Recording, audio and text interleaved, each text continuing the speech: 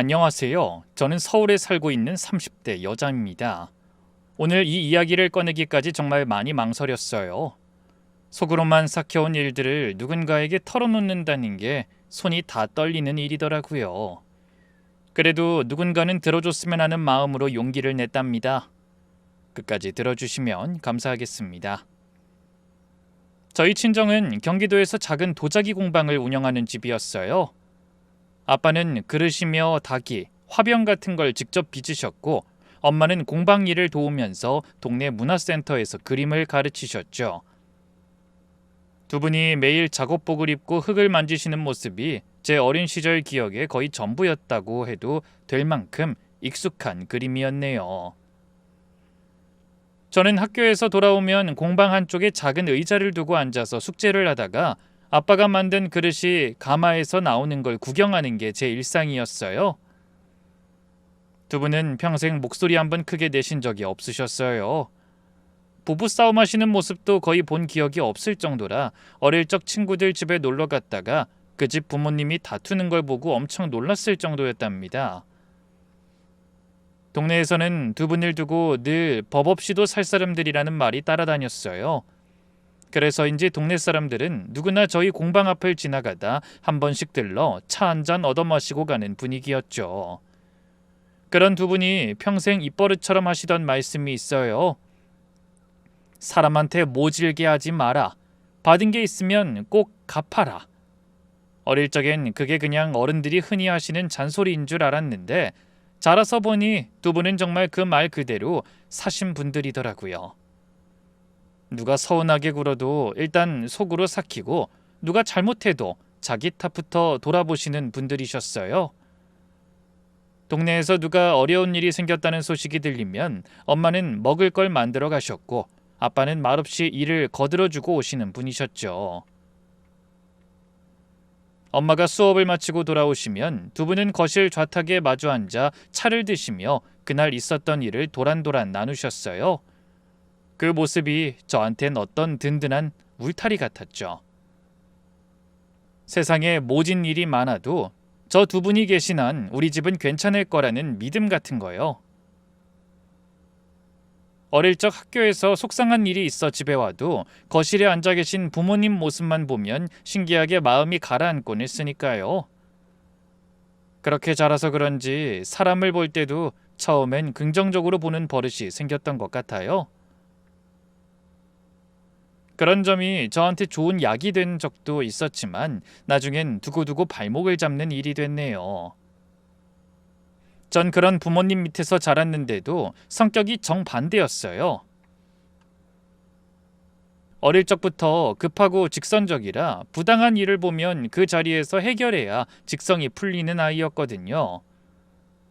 학교에서 친구가 부당하게 혼나는 걸 보면 선생님께도 따지러 갔고 동네 아이들끼리 놀 때도 문제가 생기면 제가 나서서 처리했죠. 그러다 보니 동네 어른들 사이에선 그 집 딸은 좀 드세다 라는 말까지 듣기도 했고요. 엄마는 그런 저를 보고 늘 한숨을 쉬셨어요. 넌 누굴 닮아서 그러니? 좀 참고 살아라. 모난 돌이 정 맞는다고 하잖니. 그럼 옆에 계시던 아빠가 늘 웃으시면서 받아치셨어요. 이 집에 한 명쯤은 그런 사람 있어야지. 다 우리처럼 살면 세상이 어떻게 돌아가겠나. 그러다 보니 저는 좀처럼 성격을 고치지 못한 채 그냥 자랐던 것 같아요. 그래도 부모님이 워낙 부드러운 분들이라 집에서는 저도 모르게 목소리가 누그러지곤 했어요. 저는 이후 대학에서 시각 디자인을 전공했고 회사 생활이 답답할 것 같아 졸업 후엔 일찌감치 프리랜서로 일했어요. 카탈로그나 패키지, 인쇄물 디자인 같은 일을 받아서 했는데 잘 풀리는 달엔 회사원 월급의 두세 배도 벌고 풀리지 않는 달엔 한 달 내내 공치는 일이었어요. 처음 한두 해는 일이 적어서 마음 졸이는 밤이 대부분이었고 친구들이 회사에서 월급 받는 걸 보며 흔들린 적도 많았거든요. 그럴 때마다 아빠가 하셨던 말씀이 떠올랐어요. 손으로 먹고 사는 사람은 결국 손이 알아주는 법이다. 시간이 좀 걸려도 괜찮아. 그 말에 용기를 얻은 저는 포기하지 않고 계속 나아갔어요. 한번 일을 맡기면 마감을 어긴 적이 없었고 거래처가 까다로운 요구를 해도 어떻게든 맞추려 애썼더니 일이 조금씩 늘어나기 시작했어요. 어떤 거래처는 몇 번이나 재요청을 해왔는데 그때마다 이 악물고 매달려 맞췄던 게 결국 다음 일로 이어지더라고요. 그러면서 거래처가 점점 늘었고 나중엔 작은 작업실까지 따로 얻어서 운영하게 됐어요. 부모님은 제가 그렇게 자리를 잡아가는 모습을 누구보다 대견해 하셨어요. 그렇게 일이 잡혀가던 무렵에 결혼 얘기가 본격적으로 오가기 시작했죠. 남편은 사실요, 제가 대학 다닐 때 정말 싫어했던 과 선배였어요. 매사에 농담만 하고 진지한 얘긴 피해 다녀서 후배들 사이에서도 저 선배는 너무 가벼워 라는 평이 따라다녔거든요. 저처럼 직선적이고 빡빡한 성격에는 그런 사람이 제일 한심하고 답답했죠. 학교 다니는 내내 마주치면 가벼운 인사만 겨우 하고 지나가는 사이였어요. 졸업하고 나서는 한동안 잊고 지냈었고요. 그러다 졸업하고 한참 지나서 미팅 때문에 들른 인쇄소에서 그 선배를 우연히 다시 만나게 된 거예요. 거래처 영업으로 와 있었는데 처음 보고 정말 놀랐었죠. 그런데 그새 사람이 좀 더 차분해진 것 같더라고요.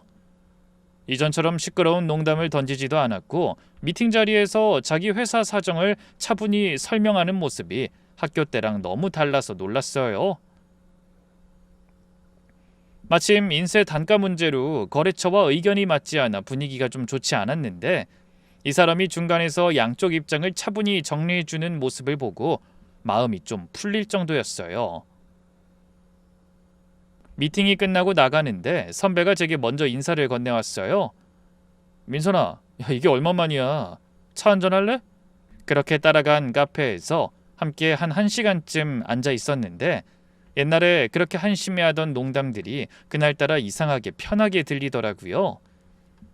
그 사람이 옛날 학교 얘기를 하면서 자기가 그땐 너무 철이 없었다며 멋쩍게 웃기도 했고요. 나 그땐 뭘 그렇게 시끄럽게 굴었는지 모르겠어. 사회 나와서 일 좀 해보니까 지난 시간이 부끄럽더라고. 물론 아직도 사람들 비위 맞추는 게 가장 어렵긴 해. 선배는 저에 대해 이것저것 물어봤고 제가 흘리듯이 한 얘기도 곧잘 기억하고 있었어요. 그전까진 보이지 않던 살가운 면이 처음 보였죠. 저도 모르게 마음이 좀 풀렸고 옛날에 그렇게 싫어했던 점들이 그저 어린 마음에 본 단편적인 면이었나 싶기도 했네요. 1시간 예정이었던 자리가 2시간을 넘기도록 이야기가 끊어지지 않았고 헤어질 때쯤엔 학교 때 같은 거리감이 거의 사라져 있었어요. 자리를 정리하고 일어서는데 선배가 한마디 하더라고요. 오늘 자리 정말 편했어. 다음에도 이렇게 한번 봤으면 좋겠다. 그 말 한마디가 이상하게 오래 남았어요. 이런 말도 진중하게 할 수 있는 사람이 됐구나 싶었거든요. 며칠 뒤 동기들 모임에 나갔다가 그 선배 얘기가 나왔어요. 저는 만났던 사실을 숨기고서 동기들에게 슬쩍 물어봤죠. 그 선배 요즘 어떻게 지낸대? 아, 그 선배 사람 됐다더라. 회사 들어가서 영업 뛰면서 많이 달라졌대. 주위 사람들한테도 잘하고. 그래도 발전했다니 다행이지. 그 한마디가 결정타였던 것 같아요. 그렇게 그 사람을 다시 보게 됐죠. 그 후로 가끔씩 연락하고 만나는 사이가 됐고 별다른 사건 없이 자연스럽게 사귀게 됐어요. 학교 때 그렇게 싫어했던 사람이 어떻게 지금 옆자리에 앉아 있는지 이 사람 인연이라는 게 참 모르겠다 싶었네요. 사귀는 동안 솔직히 좀 걸리는 점이 아예 없진 않았어요. 데이트 메뉴를 정할 땐 늘 자기가 먹고 싶은 걸로 정하려 했고 허당처럼 약속에 자주 늦고는 했죠. 그렇게 눈치 없고 철없어 보이는 면들이 종종 있었어요. 한 번은 제 생일에 케이크를 사왔는데 자기가 좋아하는 맛으로 골라와서는 절반 이상을 본인이 먹더라고요. 촛불을 끄고 케이크를 자르자마자 가장 큰 조각을 자기 앞으로 끌어가서 포크를 푹 꽂아 먹는데 어이가 없으면서도 웃음이 나더라고요. 아, 미안해. 이거 자기 생일 케이크인데 내가 또 별 생각 없이 굴었네. 그렇게 천연덕스럽게 머리를 긁적이는데 그땐 이상하게 다 귀엽게 보이는 거예요. 아기가 있어서 그런 게 아니라 그냥 천진해서 서툴어서 그런 거라고 좋게만 봤죠. 다른 자리에서 친구가 그 오빠 좀 자기중심적이지 않아? 아무리 변했다고 해도 눈치 없는 건 쉽게 안 바뀌던데 라고 했을 때도 저는 손사래를 치며 답했어요. 아니야, 그냥 좀 어수룩한 거야. 사람은 착해. 실수해도 제때 사과할 줄 알면 뭐 그거로 됐지 뭐. 지금 돌이켜보면 그 시절에 제가 너무 너그러웠던 것 같지만 그땐 그게 사랑이라고 생각했던 것 같아요. 그러던 중에 이 사람이 자기 집안 사업 얘기를 자연스럽게 꺼냈어요. 아버지가 자동차 부품 만드는 작은 공장을 운영하고 계시고 남편은 거기 영업으로 들어가 있었어요. 뭐 사업한다고 해서 부자라고 하기도 뭐하고 그냥 가족이 같이 굴리는 사업체인 것 같았죠. 그이는 그 얘기를 하면서 짧게 덧붙였어요. 우리 집은 분위기가 좀 그래. 사업하는 집이라서 좀 빡빡한 면이 있어. 그땐 그 말의 뜻과 무게를 잘 몰랐네요. 한 번은 그 사람을 친정에 데려간 적이 있었는데 우리 집 분위기를 처음부터 너무 좋아했어요. 들어오자마자 거실을 둘러보더니 여기 너무 편해 보여요 라며 해맑게 웃더라고요. 아무래도 본인 집 분위기랑 달라서 그런 것 같았어요. 저희 엄마가 차려주신 밥을 2그릇이나 비우면서 너스레를 떨었죠. 어머님, 음식이 진짜 맛있어요. 이런 집밥 처음 먹어봅니다. 저 더 자주 와도 돼요? 아빠 공방을 구경할 때도 흙 묻은 작업대 옆에 쪼그려 앉아서 한참을 들여다보더라고요.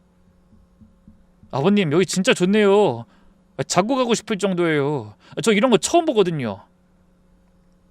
아빠가 한번 만들어 보겠냐며 흙덩이를 건네주시자 그이가 어색한 손놀림으로 한참을 만지작거리다가 이상한 모양을 만들어내고는 어린아이처럼 좋아했어요. 친정 부모님은 그런 남편을 좋게 봐주셨어요. 엄마가 저한테 작게 말씀하시더라고요. 사람이 소탈해 보이네. 잘 먹고 잘 웃는 사람이 미운 법은 없지. 너희 아빠도 마음에 들어 하시는 것 같고. 저도 남편이 친정에서 편하게 구는 그 모습이 참 좋아 보였고 그런 점이 우리 부모님이랑 잘 지낼 수 있는 사람이라는 증거 같아서 마음이 한층 더 기울었네요. 그날 저녁 그 일을 데려다주고 돌아오는 길에 그 사람이 우리 가족이 되는 미래를 처음으로 또렷하게 그려봤던 것 같아요. 그 그림이 그저 따뜻해 보여서 사귀면서 걸렸던 자잘한 부분들은 그 안에서 흐려지고 말았네요. 연애가 길어지고 결혼 얘기가 오갈 무렵 양가 상견례 자리를 잡았어요. 처음 분위기는 화기애애했거든요. 그러다 친정 부모님은 아빠가 직접 빚으신 닭이 세트를 선물로 드렸어요. 그런데 시아버님이 친정 공방 얘기를 꺼내시며 농담처럼 말씀하시더라고요. 요즘 그런 손작업으로 돈이 됩니까? 손님이 좀 있어요? 제가 보기에 이런 건 다 취미생활 같은데. 처음 만나는 자리에서 던질 질문은 아니었죠. 무례하잖아요. 그런데 시아버님은 그저 농담이라는 듯이 호탕하게 웃으시니 저희 아빠도 평소처럼 웃으시면서 받아치셨죠. 맞아요. 뭐 어떻게 보면 저도 취미 삼아 하는 일인데요 뭐. 그래도 단골은 좀 있어서 굶진 않습니다. 닭이 세트는 어색하게 시어머님 손에 건네졌는데 시어머님은 포장지를 풀어보지도 않으시고 옆자리에 그냥 두셨어요.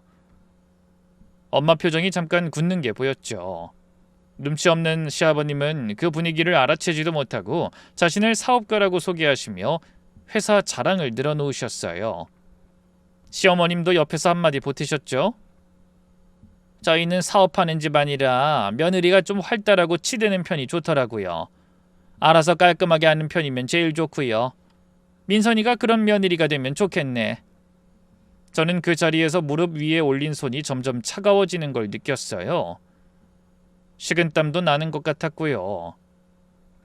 평소에도 시아버님은 내년이면 회사가 한 단계 도약한다 라는 말을 입버릇처럼 하셨고 시어머님도 곧 큰 거 한 건 한다 라며 옆에서 늘 맞장구 치셨어요. 아니나 다를까 그날 자리에서도 시아버님은 자기 회사 거래처가 어디 들어가 있다는 자랑을 한참 늘어놓으셨고 저희 부모님은 묵묵히 듣고만 계셨네요. 상견례를 마치고 집에 돌아오는 길에 엄마가 조용히 말씀하시더라고요. 사돈댁이 뭔가 포장이 좀 많은 것 같구나. 엄마가 사람을 두고 그렇게 말씀하시는 일이 거의 없는 분이라 그 말이 더 무겁게 들렸죠. 솔직히 그 자리에 앉아있는 내내 저도 마음이 좀 걱정스러웠어요. 시댁 분위기는 우리 집과 너무 달랐고 그 차이가 결혼 후에 어떤 모습으로 다가올지 가늠이 되지 않았거든요. 그러다 옆에서 듣고 계시던 아빠가 평소답게 정리해 주셨습니다. 사람 사는 집이 다 다르지 뭐. 너랑 성규 둘이 좋아하면 됐다. 결혼은 두 사람이 하는 거니까. 그 말에 마음을 다잡고 결혼 준비를 이어갔지만 엄마의 그 한마디가 결혼식 날까지도 가끔씩 머릿속에 떠올랐던 것 같아요. 결혼 준비를 하면서도 시댁에서 신혼살림을 두고 이런저런 의견을 보태실 때도 엄마 말씀이 자꾸 겹쳐서 들렸어요. 시어머님은 신혼집에 둘 가전 가구 제품을 꼭 함께 고르길 원하셨고 시아버님은 신혼집 위치를 시댁 가까운 동네로 잡으라고 의견을 내셨어요. 친정 부모님은 그런 이야기를 들으실 때마다 그래 그냥 그러려니 하고 넘겨. 괜히 부딪혀봤자 너만 피곤하다 라며 조언해 주셨고 전 그 말을 따르면서도 마음이 편하지 않았네요. 그래도 결혼하고 신혼생활 시작하면 다 풀리겠지 싶었어요. 그렇게 남편과 결혼하고 같이 살기 시작하니까 연애할 땐 보이지 않던 것들이 점점 하나둘 보이기 시작하는 거예요. 양말은 벗은 자리에 그대로 두고 음식 먹은 그릇은 한 번도 싱크대까지 들고 가는 법이 없었어요. 새벽까지 게임을 하다가 출근 시간이 다 돼서야 부랴부랴 일어나는 일도 잦았고 그때마다 저는 따라다니면서 뒤치다꺼리하기에 정신이 없었죠. 처음엔 그 자리에서 바로 따졌어요. 자기야, 이거 먹은 그릇은 각자 치우자. 한두 번이지 매번 내가 치우는 게 좀 그렇잖아. 미안 깜빡했어. 다음부턴 잘할게. 남편은 시키면 곧바로 움직였어요. 그런데 문제는 그걸 문제없이 잘 해내진 못한다는 거예요. 한 번은 빨래를 돌리라고 했더니 흰옷이랑 색깔 옷을 한꺼번에 돌려서 제가 아끼던 셔츠를 분홍빛으로 물들여놨어요. 빨래바구니에서 꺼내든 셔츠를 보고 한숨이 절로 나오는데 남편은 옆에서 정말 미안한 얼굴로 머리를 긁적이더라고요. 이게 왜 이렇게 됐지? 난 그냥 다 같이 넣으면 되는 줄 알았는데. 설거지를 시켜놓으면 기름 묻은 그릇을 그냥 일반 그릇과 같이 둬서 결국 다시 닦아야 했고 한 번은 쌀을 안 치라고 했더니 물의 양을 가늠 못해서 죽을 만들어놨고요. 그릇을 깨트린 적도 한두 번이 아니었네요. 또 분리수거하라고 했더니 페트병이며 종이며 다 한 봉투에 넣어서 내놓는 바람에 경비 아저씨한테 한 소리 듣고 다시 정리한 적도 있었고 한 번은 청소기라도 좀 돌려달라고 했더니 거실 중앙만 슬쩍 돌리고선 다 했어 라며 의기양양해 하기까지 했어요. 그럴 때마다 미안하다며 머리를 숙이는데 그 표정이 너무 진심 같아서 저도 더 따지지 못했죠. 자기 정말 미안해. 내가 눈치가 좀 없고 모자라서 그런가 봐. 살림이라는 걸 한 번도 해보지 않아서 그래. 앞으로 더 노력할게. 그렇게 말하니까 더 따지기도 그렇더라고요. 이 사람이 본래 그렇다는데 어쩌겠어요. 일일이 가르치느니 차라리 제가 좀 더 나서서 살림을 도맡는 게 속 편하겠다 싶었죠. 그래서 대부분의 살림은 제가 맞는 쪽으로 자연스럽게 정리를 했어요. 친구들한테 이 얘기를 하면 다들 답답해했지만 그때마다 저는 남편을 변호하듯 말했어요. 살면서 차차 배우면 되지 뭐. 하려는 노력은 하니까 점점 나아질 거야. 신혼 초엔 결혼 생활이 다 그렇게 맞춰가는 거라고 생각했어요. 남편이 모자란 사람이라면 제가 좀 더 챙기면 된다고 마음먹었고 그 마음으로 한동안 별탈 없이 살았네요. 가끔 친정엄마가 안부 전화를 거셔서 살림은 어떻게 꾸려가느냐 물으시면 제가 다 한다는 말은 차마 못하고 어색하게 웃으며 화제를 돌리곤 했어요. 아니면 그냥 둘이 같이 맞춰가고 있다고 둘러대곤 했고요. 부모님 마음을 무겁게 하고 싶지 않았어요. 그렇게 둘러대는 횟수가 점점 늘어가니 어쩌면 그때 이미 어딘가 어긋나기 시작한 거였는지도 모르겠네요. 거짓말은 아니라고 스스로 위안 삼았지만 사실은 이미 제 안에서 작은 균열이 생기고 있던 거예요. 그런데 웃긴 건 시댁 식구들도 비슷한 데가 있었어요. 시어머님은 처음에 김장 같은 큰일이 있을 때 저에게 부탁하셨어요. 새아가, 내가 손목이 좀 안 좋아서 그러는데 와서 좀 거들어 주겠니? 넌 손이 야무지잖아. 처음엔 어머님 부탁이라 흔쾌히 갔는데 한두 번 가니까 그게 어느새 당연한 일이 돼 있더라고요. 이런 식의 일을 해야 하는 날이 잡히면 시어머님은 너만 믿는다 라며 일정을 통보하듯 알려오셨고, 막상 가보면 시어머님은 거실에서 동네 분들과 차를 드시고 있었어요. 제가 일하는 동안 시어머님은 한 번씩 부엌에 들어와 역시 우리 며느리 손맛이 최고야 라며 한마디 하시고는 다시 거실로 돌아가시는 시기였죠. 한 번은 시어머님 회사 거래처에 보낼 명절 선물 포장도 했었어요. 우리 며느리가 디자인 쪽 일을 한다니 솜씨 좀 빌리자. 우리는 당초 어떻게 포장해야 괜찮은지 모르겠더라. 그렇게 어쩔 수 없이 시작했는데 아주 그냥 몇백 박스씩 포장을 시키더라고요. 시댁 식구들은 다들 손이 서툴다며 자꾸 저한테 떠넘겼고 대놓고 거절할 분위기도 아니라 그냥 다 해줬어요. 한 번은 친척들이 모인 자리에서 시어머님이 큰 소리로 자랑하더라고요. 며느리가 들어와서 우리 집안 살림이 정말 편해졌어요. 앞으로 이 집 큰일은 다 우리 며느리가 챙겨줄 거라고 하더라고요. 그렇지 새아가? 그 자리에 있던 친척들이 다들 박수를 치는데 얼굴이 화끈거렸죠. 그게 제가 자처한 일이 아니라 떠넘겨진 일이라는 걸 본인들도 알면서 모른 척하는 게 너무 뻔히 보였거든요. 친척 한 분이 옆에서 이렇게 거들었어요. 요즘 세상에 이런 며느리가 어딨어. 형님은 복도 많으셔. 화가 나 집에 와서 남편한테 그 얘기를 했더니 어리숙하게 머리만 긁적이는 거예요. 엄마가 그런 말씀을 했어? 난 못 들었는데. 희한하네. 정말 평소에도 그런 분위기를 눈치 못 챈 건지 그땐 알 수 없었지만 어쨌든 이 눈치 없고 아둔한 사람한테서 도움받을 일은 없겠구나 싶었어요. 그래도 저는 시댁이랑은 잘 지내고 싶었어요. 어차피 시댁이라는 건 평생 함께 가는 거고 한번 사이가 틀어지면 회복이 어렵다는 얘기를 워낙 많이 들었어요. 어떻게든 좋게 가야 한다는 마음이 컸거든요. 친정 부모님이 워낙 유한 분들이라 사돈댁에서 제가 며느리로서 엇나갔다는 소리가 들리는 게 두 분께 누가 될 것 같은 마음도 컸고요. 그래서 시댁 행사가 있으면 빠짐없이 가서 제일 늦게까지 남았고 부탁하는 일도 다 정성스레 해드렸죠.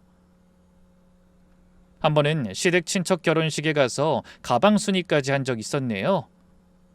한번 잘 넘기면 그 다음부턴 편해질 줄 알았는데 시댁은 그렇게 호락호락한 집이 아니더라고요. 잘하면 잘하는 만큼 더 시키는 집이었죠. 시어머님은 어느 순간부터 부탁이 아니라 통보를 했고 제가 일이 있다고 해도 그건 다음으로 미루면 되잖니 라며 자기 일정대로 끌고 가셨어요. 한 번은 마감 일정이 빡빡한 주에 시댁 제사가 겹쳤는데 시어머님께 사정을 말씀드리니 한참 가만히 계시다가 이렇게 한마디 하시더라고요. 새아가, 일이라는 건 또 잡으면 되지만 시댁 제사는 한 번 빠지면 두고두고 말이 나와. 어른들 보기에 어떻겠니? 결국 그 마감을 새벽까지 끌어다 맞추고 겨우 제사에 갔는데 시어머님은 잘 왔다는 인사도 없이 어서 와서 손부터 씻어라 이렇게만 말하더라고요. 그날 그 말이 아직도 제 마음에 남아있어요. 친정 부모님은 그런 저를 옆에서 보며 안쓰러워하셨고 시댁에서 큰일 치르고 돌아온 날이면 엄마는 늘 전화를 걸어 한마디 해주셨고요. 민선아, 고생했지? 어디 아픈 데는 없니? 며느리 노릇하느라 고생이다. 아빠도 가끔 통장으로 용돈을 따로 붙여주시며 신신당부하셨어요. 우리 딸 힘들 때 쓰라고 주는 거야. 박서방한텐 말하지 말고 혼자 필요한 데 써라. 네 비상금은 따로 있어야지. 힘들 때 친정에 가면 엄마는 제가 좋아하는 반찬을 잔뜩 해놓고 기다리셨고 돌아갈 때면 한 보따리씩 싸주셨죠. 김치며 밑반찬이며 반찬통들이 가방을 꽉 채울 정도였죠. 가방을 들고 돌아오는 길이면 늘 마음이 무거워지면서도 따뜻했어요. 남편한테도 친정 부모님은 늘 다정하셨어요. 남편이 좋아한다는 음식이 있으면 엄마가 손수 챙겨서 만들어주셨고 아빠는 손수 남편의 술 친구가 돼주시기도 했고요. 본인은 잘 드시지 않으면서도 사위 오는 날만 되면 술상에 안주를 한가득 차려놓으셨어요. 부모님이 그렇게까지 남편을 챙기시는 데는 이유가 있었어요. 사위한테 잘해주면 그게 결국 딸한테 돌아온다고 믿으셨거든요. 한 번은 친정에 갔다가 엄마가 이렇게 말씀하시더라고요. 박서방이 처가에서 받는 정성을 알면 시댁에서 너한테도 그만큼 잘하지 않겠니? 사람이라는 게 다 그런 거야. 그 마음을 알기에 부모님 정성을 차마 말리지 못했어요. 다만 시댁에서 제가 받는 대접과 친정에서 사위인 그 사람이 받는 대접 사이에 격차가 갈수록 마음에 걸리더라고요. 저도 귀한 딸인 걸 아실 텐데 자신의 아들이 이렇게 귀한 대접을 받는다는 걸 아실 텐데 어쩜 이렇게 다를까 싶었습니다. 저는 시댁 행사에 가면 새벽부터 가서 가장 늦게까지 일하는데 친정에 온 남편은 손에 물 한 방울 묻히는 법이 없었으니까요. 부모님이 차려주신 상에 앉아 술잔만 기울이다가 후식까지 받아먹고 가는 게 다였죠. 친정에 가는 길에 빵 한 봉지조차 사들고 간 적이 없었고 빈손으로 거실에 들어서며 장모님, 장인어른 저 왔어요 라고 외치는 게 그이의 인사였어요. 그 모습을 볼 때마다 마음 한구석이 자꾸 답답해졌어요. 부모님께 죄송한 마음만 점점 커졌고 그렇게 결혼 첫 해가 흘러갔습니다. 가끔 남편한테 따져볼까 싶다가도 엄마 아빠 기대를 깨고 싶지 않아서 입을 다물고 말았어요. 이 사람이 우리 집에선 받기만 하고 시댁에선 손 하나 까딱하지 않는다는 사실을 부모님은 정말 모르시는 건지 모르는 척하시는 건지 가끔 헷갈리기도 했고요. 정말 마음이 무너진 일들은 그 다음 해부터 본격적으로 시작됐어요. 결혼한 지 2년 차쯤이었어요. 제 일이 본격적으로 잘 풀리기 시작했어요. 그동안 꾸준히 일하다 보니 큰 회사 카탈로그 작업이 한꺼번에 들어왔거든요. 작업실에 보조 인력까지 1명 2개 됐고 그해 매출이 전년의 2배 가까이로 뛰었어요. 새벽까지 도면을 들여다보며 마감을 맞추던 시간이 결국 빛을 본 셈이라 행복했습니다. 친정엄마는 제가 일 때문에 늦게까지 작업실에 있다는 얘기를 들으시면 늘 걱정스러워 하셨지만 한편으론 우리 딸이 자기 자리 잡아가는구나 하시며 뿌듯해 하시기도 했죠. 그런데 같은 시기에 시댁 회사는 사정이 정반대였어요. 시아버님이 자랑처럼 입에 달고 사시던 그 거래처 중 한 군데가 단가를 후려치고 빠지면서 매출이 크게 줄었고 시아버님은 그 무렵부터 부쩍 한숨이 잦으셨죠. 시어머님도 친척들이나 동네 모임에 가서 평소처럼 큰 소리를 치시지 못하셨고요. 회사 사정이 좋지 않다는 얘기는 남편을 통해 계속 들었지만 전 일부러 모른 척했어요. 괜히 또 시댁 일에 끼어들었다가 어떤 식으로 끌려 들어갈지 가늠이 되지 않았거든요. 그쪽 식구들 성정을 2해 동안 봐오면서 한 발이라도 들였다 하면 끝이 없겠다 싶었던 거죠. 그러던 어느 날 시아버님이 저랑 남편을 집으로 부르셨어요. 거실 소파에 앉아 차를 따라주시면서 평소답지 않게 차분한 목소리로 말씀하셨죠. 세아가 요즘 일이 참 잘 된다며 성규한테 다 들었다. 처음엔 칭찬 같아서 가볍게 웃었는데 다음 말씀이 바로 본론이었어요. 그래서 말인데 이런 부탁하는 게 영 염치 없지만 혹시 몰라 꺼내본다. 우리 회사가 영업용 차를 한 대 더 뽑아야 하는데 지금 회사 사정이 영 그래서 우리 며느리가 좀 보태주면 안 될까? 어차피 한 식구 돈이고 그것도 성규가 영업으로 굴릴 차야. 회사 사정 풀리면 다 돌려줄 거다. 무슨 말인지 알지? 옆에 계시던 시어머님이 거기에 한마디 보태셨고요. 새아가, 원래 즐겁고 행복한 때보다 어렵고 힘들 때 가족이 옆에 있어야 한다. 이럴 때 며느리가 도와주는 거지 누가 도와주겠어. 너도 회사 잘 굴러가야 성규 자리도 안전하지 않니?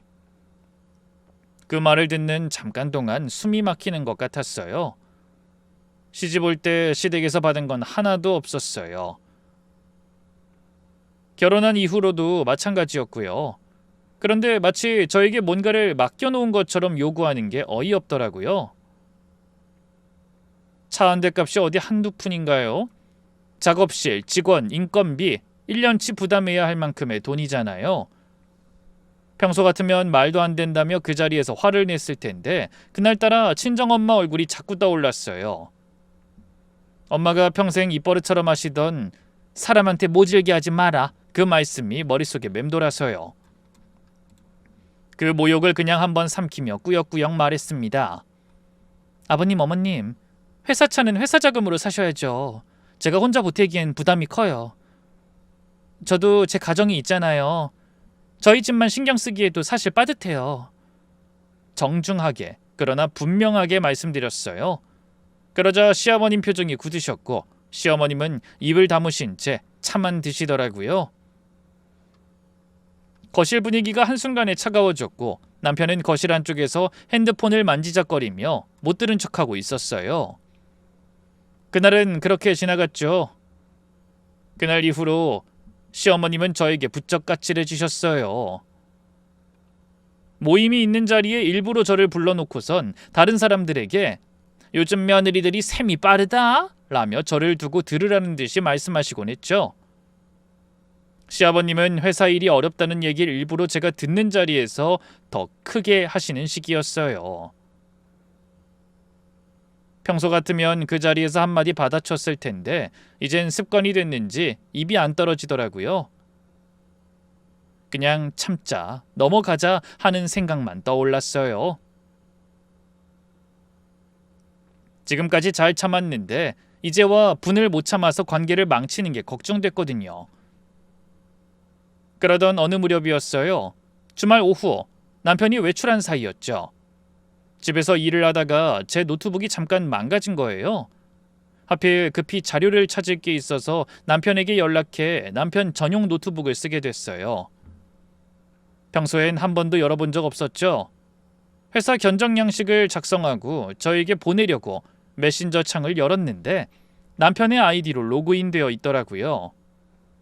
그 리스트 중에 남편이 자기 친구랑 주고받은 메시지가 맨 위에 떴어요. 그런데 그 내용이 정말이지 충격이었네요. 와이프 앞에선 할 줄 아는 일도 무조건 못하는 척해라. 한 번 해놓으면 평생 시킨다. 빨래 한 번 망쳐놨더니 그 뒤로는 손도 못 대게 하더라. 설거지도 그릇 몇 개 깨뜨렸더니 자기가 안 돼.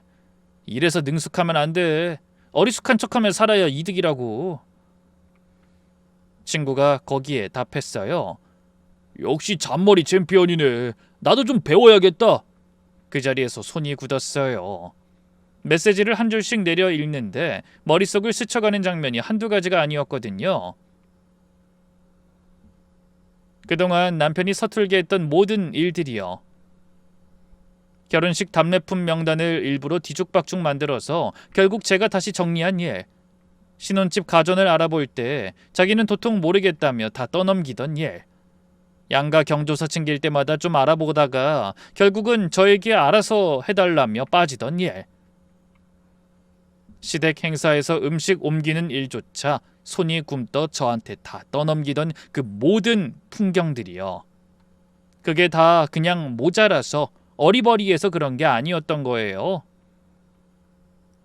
책임지기 싫은 일이 있으면 못하는 척, 모르는 척, 서툰 척하면서 슬쩍 빠지고 그렇게 해서 자기가 원하는 방향으로 일이 흘러가게 만들어 온 거였어요. 그동안 사람이 본래 그렇구나라고 받아들였던 모든 면들이 사실은 책임을 회피하기 위한 연기였다는 깨달음으로 한꺼번에 들이닥쳤어요. 시댁 어른들 앞에선 더 어리버리한 척 굴어서 시댁 일도 결국 다 제가 챙기게 했던 것. 친정에서는 받기만 하면서도 한 번도 미안한 기색을 보이지 않은 그 모든 그림이 이제는 다른 의도로 보였어요. 평소 같으면 그날 밤 노트북을 안고 가서 남편한테 과감히 따졌을 거예요. 그런데 너무 큰 배신감이라 무슨 말부터 해야 할지 정리가 되지 않더라고요. 따져 묻는다고 해서 이 사람이 인정할까 싶기도 하고, 또 어리버리한 표정으로 아니야, 친구가 농담을 한 거야 라며 빠져나가진 않을까 싶었어요. 그동안에 모자란 사람을 대하던 마음으로 말을 꺼냈다가는 결국 또 휘둘려서 흐지부지 될 게 분명했어요. 저는 그 메시지들을 차분히 캡처해서 따로 저장해뒀어요. 그리고 아무것도 모르는 척 그날 저녁 평소처럼 밥상을 차렸어요. 남편이 들어와서 평소처럼 식탁에 앉아 핸드폰을 들여다보는데 그 옆 얼굴을 보면서 처음으로 그 사람이 낯설게 느껴졌어요. 같이 산 몇 년 동안 한 번도 의심하지 않았던 그 얼굴이 그날 밤엔 마치 처음 만난 사람의 얼굴처럼 보이더라고요. 그날 이후로 저는 남편 통장과 카드 내역을 조용히 찾아보기 시작했어요. 결혼하면서 공동 통장을 만들 때 남편이 이렇게 말했었거든요. 여보, 살림은 같이 꾸려나가는 거니까 한 통장에서 다 빠져나가게 해놓자. 자기는 일이 바쁘니까 정리는 내가 매달 깔끔하게 해서 보내줄게. 전 그렇게 매달 남편이 보내주는 자동이체 명세서 한 장만 대충 확인하며 살았네요. 거기엔 관리비, 보험료, 공과금, 양가 용돈이 깔끔하게 정리되어 있었어요. 제가 하는 일은 워낙 마감에 쫓기다 보니 통장 거래 내역을 직접 상세히 들여다볼 시간이 없었고, 남편이 알아서 정리해준다는 그 말 한마디에 안심하고 살았던 거죠. 거기다 통장 자체도 남편 명의로 되어 있고 인터넷 뱅킹도 남편 휴대폰에만 깔려 있었고요. 제가 일부러 들여다보지 않으면 자세한 내역까지는 보기 어려운 구조였어요. 다 알아서 해줄 거라는 믿음이 저를 안일하게 만들었던 거예요. 그런데 의심이 생긴 이상 그냥 두고 볼 수 없어서 남편 노트북을 통해 은행 사이트에 들어가 거래 내역을 직접 뽑아봤어요. 한 줄 한 줄 비교해 보니까 제게 준 명세서에 없던 출금이 한두 건이 아니었죠. 먼저 남편 개인 카드 값이 매달 우리 공동 통장에서 빠져나가고 있었어요. 그런데 명세서엔 그 항목이 공동 카드 값이라는 이름으로 합쳐져 있더라고요. 우리 공동카드 사용액이랑 남편 개인 카드 값을 한 줄로 묶어서 보내준 거였죠. 그것만 해도 매달 100만 원 가까이가 추가로 빠져나가고 있었네요. 시댁에서 매달 드리던 용돈도 마찬가지였어요. 명세서엔 양가 용돈 50만 원이라고 적혀 있었는데 실제 거래 내역을 보니 시댁으로 별도의 돈이 더 나가고 있었고, 그 항목은 관리비란 이름으로 명세서에 들어가 있었어요. 그러니까 시댁 용돈 액수가 제가 알고 있던 금액의 2배가 넘었던 거죠. 거기다 남편 명의로 된 적금 통장이 따로 있는 것까지 알게 됐는데 그 적금에 매달 들어가는 금액의 출처가 다 우리 공동 통장이었어요. 저축이란 이름으로 빠져나가는 돈 일부가 사실은 남편 개인 적금으로 들어가고 있었던 거였네요. 그렇게 공용 생활비는 시댁으로 자기 적금으로 차곡차곡 빠져나가고 있었던 겁니다. 저는 그 모든 자료를 출력해서 따로 보관해뒀어요.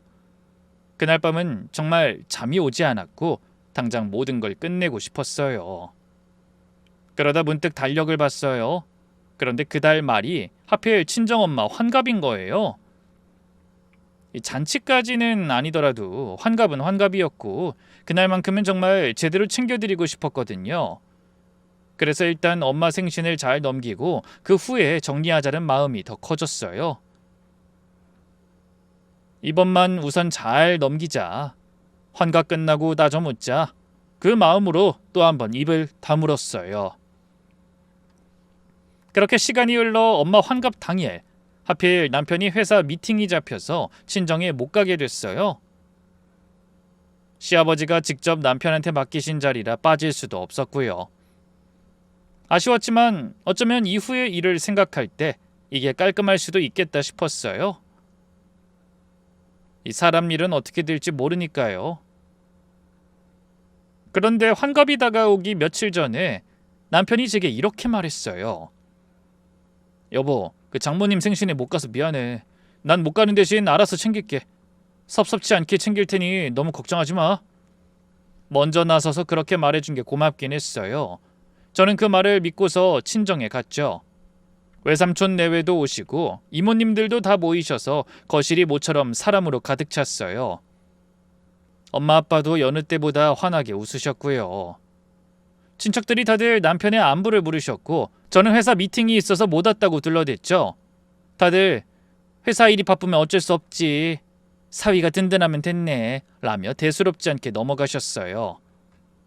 그렇게 식사가 거의 끝나갈 무렵 마침 택배기사님이 박스 하나를 들고 들어오셨어요. 엄마가 반갑게 받으시면서 웬 선물이냐며 풀어보셨죠. 그런데 박스를 여시던 엄마 손이 멈추셨어요. 그 바람에 거실이 잠깐 조용해졌고요.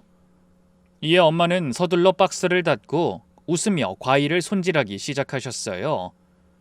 저는 직감적으로 남편이 보낸 선물이라는 걸 눈치챘죠.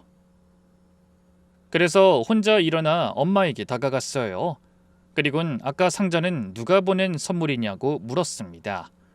그러자 엄마가 난감한 얼굴로 이렇게 말씀하셨어요. 참치캔 온 거 있던데 그거 혹시 박서방이 보낸 거야? 참치캔이라는 말에 순간 저도 모르게 큰 소리로 뭐? 라고 외쳤어요. 그리고 엄마가 밀어둔 박스를 열어봤습니다. 박스 안에서 나온 건 마트 참치캔 6개짜리 새묶음이었어요. 정말 그게 다였습니다. 포장지도 없이 마트 묶음 그대로였고 하물며 축하카드 한 장도 없었어요. 평생 묻어나게 사신 엄마조차 표정관리가 되지 않으시더라고요. 박스를 살펴보니 택배 송장에는 분명 남편 이름이 찍혀 있었어요. 저희를 지켜보던 외삼촌이 다가와 박스 안을 들여다보셨어요. 적잖이 놀라셨는지 멋쩍게 헛기침을 하셨죠. 그렇게 집에 있던 모두가 박스의 정체를 알게 됐어요. 이모는 분위기를 풀어보려고 참치도 영양가 좋지 하며 웃으셨지만 그 웃음이 어색해서 더 조용해졌죠. 친척들 사이에서도 누구 하나 남편을 두둔하는 소리가 없었어요. 하긴 그걸 어떻게 두둔할 수 있겠나요? 아빠는 잠시 아무 말씀도 없으시다가 슬쩍 부엌 쪽으로 자리를 비키셨고 엄마는 한참 박스를 만지작거리시다가 평소 목소리로 돌아오셨어요. 그래도 박서방이 성의는 보였네. 그럼 됐지. 회사 일이 바쁘면 어쩔 수 없고. 그 한마디 안에 묻어나는 서운함과 당황, 씁쓸함을 다 봤어요. 평생 사위라고 그렇게 챙겨주셨는데 장모 환갑날에 보낸 게 마트 참치캔 묶음이었으니까요. 얼마나 당황스러우셨을까요? 친척들 앞에서 친정 부모님이 그런 표정을 짓게 만들었다는 게 그날 가장 절망스러웠어요. 그날 밤 집에 들어온 남편한테 따져 물었어요. 당신 무슨 짓이야? 우리 엄마 환갑에 참치캔을 보냈어? 그게 생신 선물이라고? 남편은 평소처럼 머리를 긁적이면서 어리버리한 표정을 짓더라고요. 그게 회사에서 거래처 답례품으로 받아둔 세트가 있길래 그거 그냥 보냈는데. 장모님 참치 좋아하시지 않았나? 내가 잘못한 거야? 미안. 내가 또 정신없어서 그랬나 봐. 그래도 난 나름대로 생각해서 보낸 건데. 자기는 잘 몰라서 그랬다는 듯이 또 그 어리버리한 척 연기를 하는 거였어요. 평소 같으면 그래 사람이 본래 그렇지 하고 넘어갔을 그 말이 그날따라 너무 또렷하게 가짜로 들렸네요. 노트북에서 본 그 메시지들이 떠올랐거든요. 와이프 앞에선 무조건 못하는 모른 척해라 라는 그 한 줄이요. 저는 더 이상 속지 않았어요.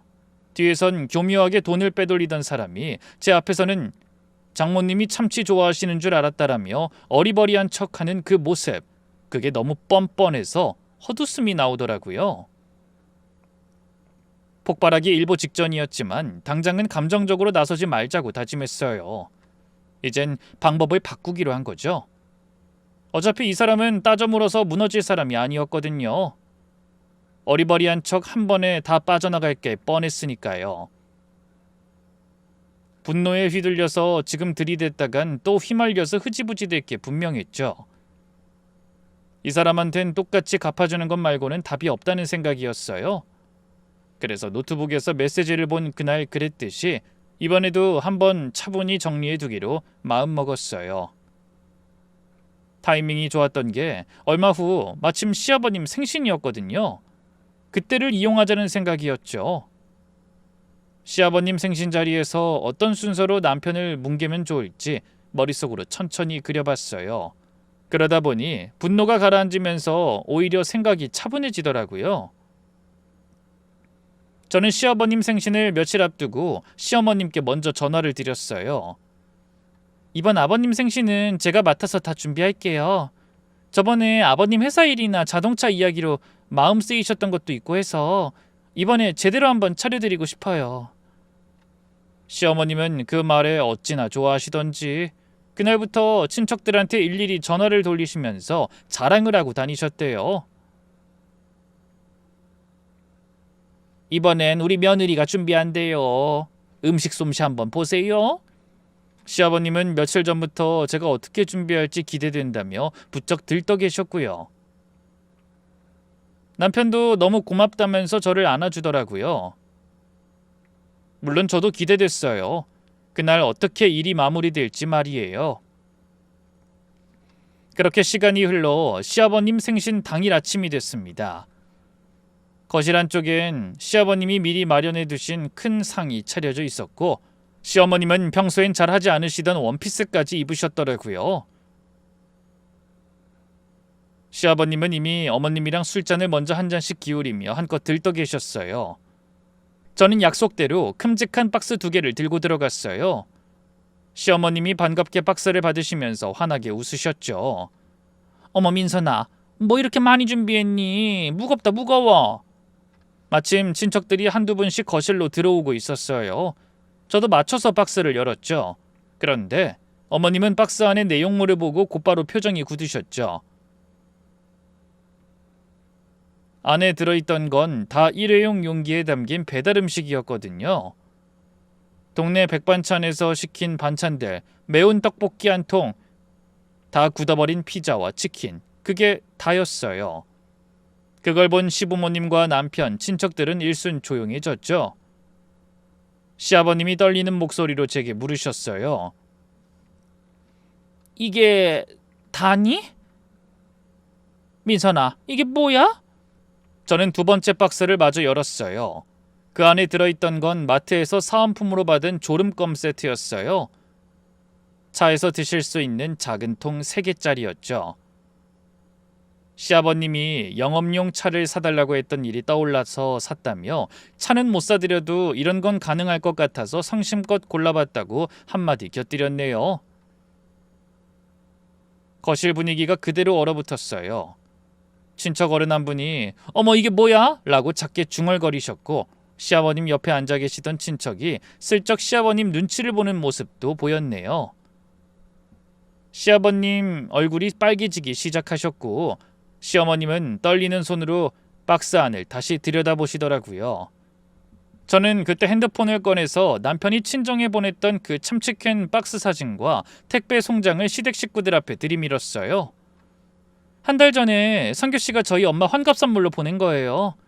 남편 말로는 회사에서 선물로 온 걸 그냥 보냈다. 잘 몰라서 그랬다고 하더라고요. 악의는 없는 것 같아서 저도 아버님 생각해 비슷한 마음으로 준비해봤습니다. 아버님이 성규씨한테 잘 말해주세요. 어떤 마음인지. 성규씨는 아직도 잘 모르는 것 같아서요. 성규씨가 워낙 서툴고 어리숙한 사람이잖아요. 거실이 발칵 뒤집혔어요. 그래도 당황하며 저에게 사과라도 하실 줄 알았는데 역시나 호락호락한 분들이 아니었어요. 시어머님은 길길이 뛰시면서 큰 소리를 지르셨어요. 아니 그깟 참치캔 가지고 아무리 화가 났다고 한데 며느리가 시아버지 생신을 이 꼴로 만들어? 네가 사람이면 이렇게 못한다.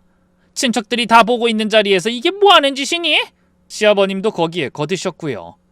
그래, 고작 그런 일로 이 난리를 친다고? 사돈댁이 그렇게 속이 좁으셨냐? 성규가 회사 일하면서 바쁘니 끝까지 선물 좀 잘못 보낼 수도 있지. 네가 그거에 앙심을 품어서 우리에게 이렇게 망신을 줘? 성규가 모르고 했다잖냐? 이에 친척들도 자기들끼리 수근거리기 시작했어요. 누군가 어머어머 하고 입을 가렸고 다른 어른이 이게 무슨 일이야 하며 자리를 옮기시는 게 보였죠. 분위기는 묘하게 흘러갔지만 시댁 식구들은 어느새 자기들끼리 이미 한편이 되어 있었어요. 남편은 그제야 사태를 파악했는지 저한테 다가와서 또 그 어리버리한 표정을 짓더라고요. 여보, 그건 내가 좀 잘못한 거 맞아. 그래도 우리 부모님 생신인데 이건 너무하잖아. 자기가 좀 참아주지 그랬어. 아무리 화가 난다고 해도 똑같이 하려고 하면 어떡해. 전 그 모든 반응을 보면서 평생을 가도 이 사람들은 변하지 않겠구나 싶었어요. 그래서 더 망설일 필요가 없어졌어요. 그동안 모아둔 자료들을 하나씩 거실 상탁 위에 펼쳤습니다. 남편이 친구랑 주고받은 메시지 캡처본. 와이프 앞에서 무조건 못하는 척해라 라는 그 자랑들. 조작된 자동이체 명세서 원본과 진짜 통장 거래 내역. 남편이 자기 명의로 따로 들고 있던 적금 통장 사본. 시댁 용돈이 따로 빠져나간 내역까지 전부요. 어머님, 사실 참치캔이 문제가 아니에요. 상규 씨가 그동안 한 집부터 보세요. 결혼한 이후로 저 모르게 얼마를 빼돌렸는지, 그리고 어떤 마음가짐으로 결혼 생활에 임했는지를요. 시어머님은 그 자료들을 보시고도 콧방귀를 뀌셨어요. 남자가 그 정도 잔머리도 못 굴리면 어떻게 사회생활하니? 네가 뭘 몰라서 그러는 거다. 사내가 그 정도 한 거 가지고 뭘 그러냐?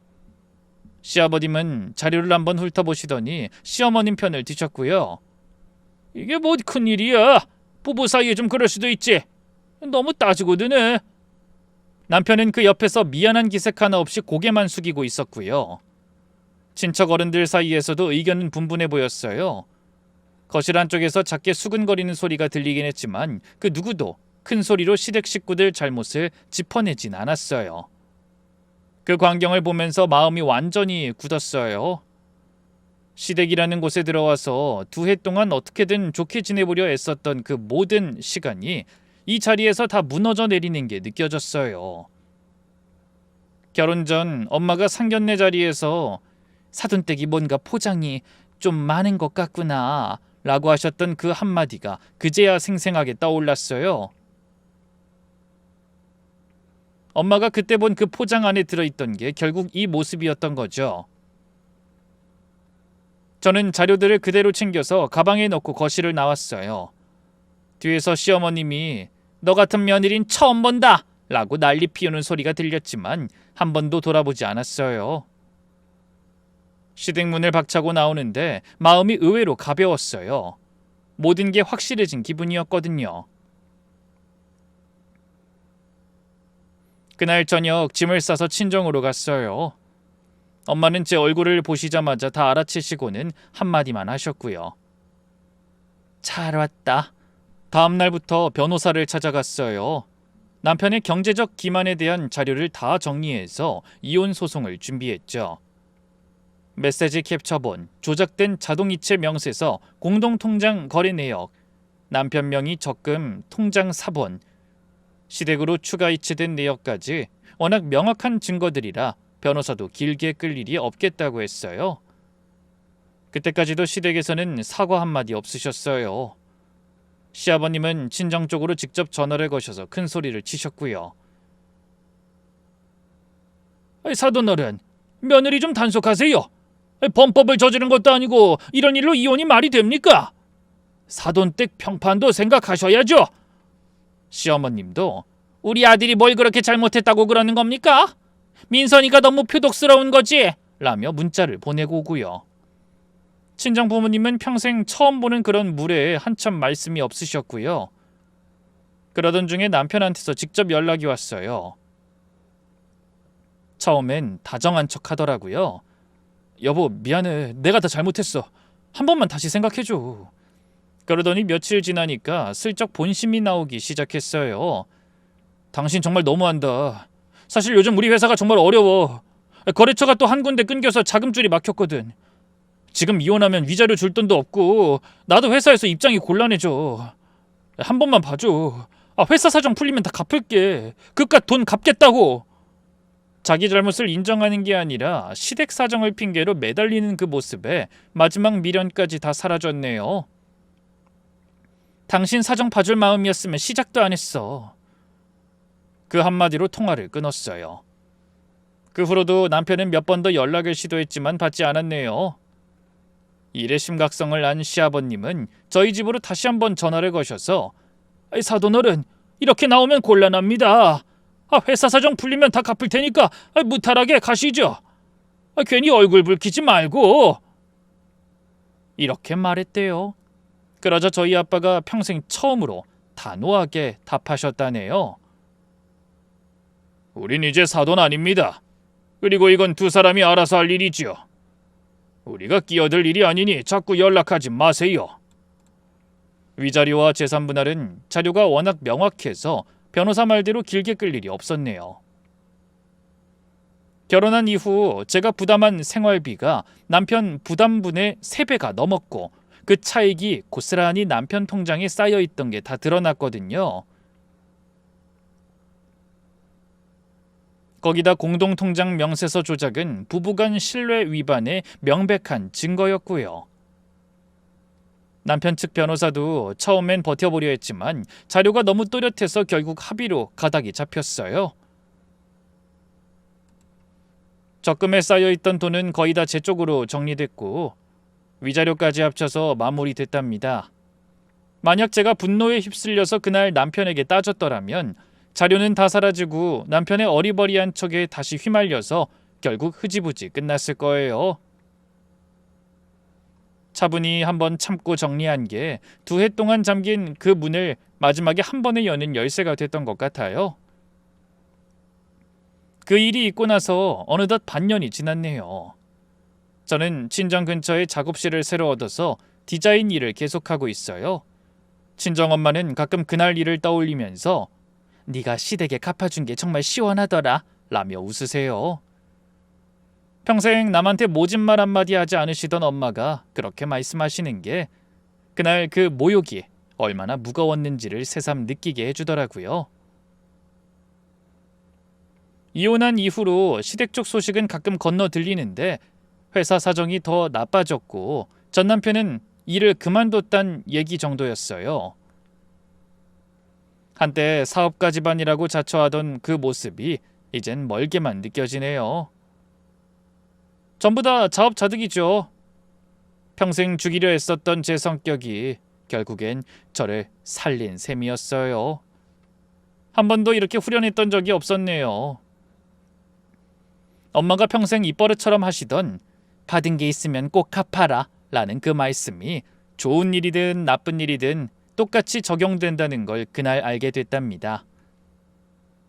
모진 일은 모진 일대로 갚는 게 어쩌면 저와 부모님 같은 사람들이 스스로를 지키는 마지막 방법인지도 모르겠어요. 다시 돌아가도 전 같은 선택을 할 겁니다. 그럼 지금까지 긴 이야기 끝까지 들어주셔서 정말 감사합니다.